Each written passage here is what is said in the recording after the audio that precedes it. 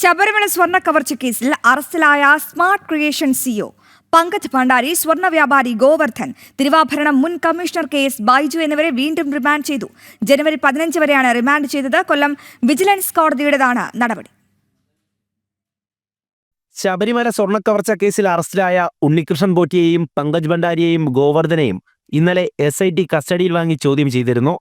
പിന്നാലെ റിമാൻഡ് കാലാവധി അവസാനിച്ചതിനെ തുടർന്നാണ് KS ബൈജു ഉൾപ്പെടെയുള്ള പ്രതികളെ ജനുവരി 15 വരെ വീണ്ടും റിമാൻഡ് ചെയ്തത്. വീഡിയോ കോൺഫറൻസിലൂടെയായിരുന്നു നടപടി.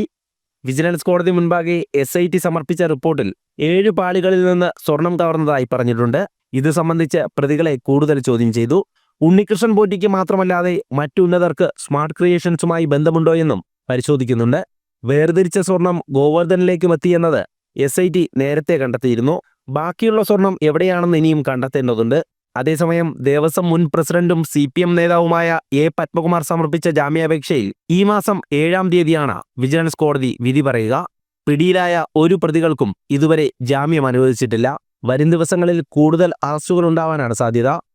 ജനം, കൊല്ലം.